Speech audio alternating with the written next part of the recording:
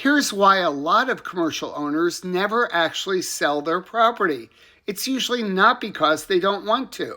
Once a property is paid down and stable, it becomes emotionally and financially hard to replace. The income feels familiar. The risks of selling feel abstract. Even when the property no longer fits how they live or work today, owners delay, sometimes for years. Most missed exits aren't market driven, they're decision driven. Value in small commercial real estate isn't what most people think.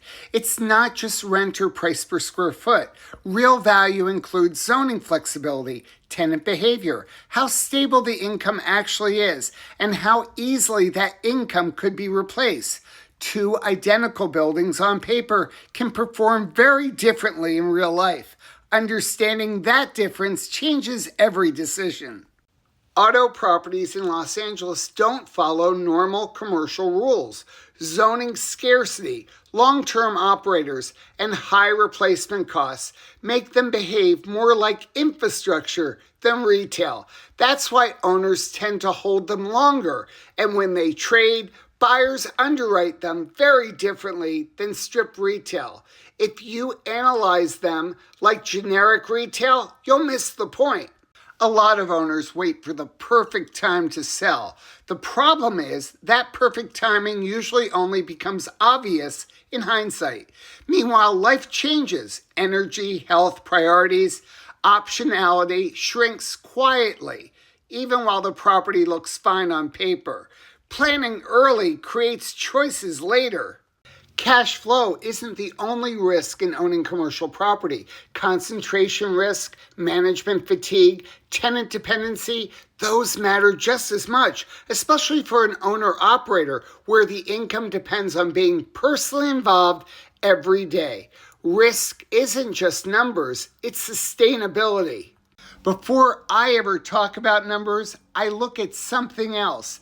How the owner actually uses the property, how involved they are, and whether the asset fits their current life, not the life they had 20 years ago.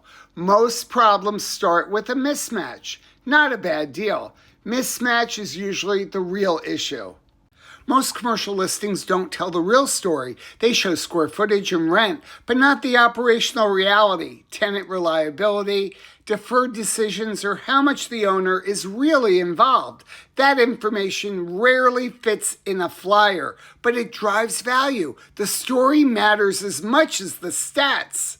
Boring properties tend to outperform over time. They don't get headlines, but they also don't rely on hype. Predictable income compounds quietly. Stability reduces stress and creates options. Boring isn't bad, it's durable. Owners rarely regret waiting. They regret rushing. Rushed decisions usually come from pressure, tenant issues, health changes, or forced timelines. Thoughtful exits come from preparation, not urgency. Time is leverage. Buyers and sellers aren't disagreeing, they're optimizing for different things. Buyers tend to focus on predictability, sellers focus on certainty. Once you understand that difference, negotiations become clearer and less emotional. Understanding beats arguing.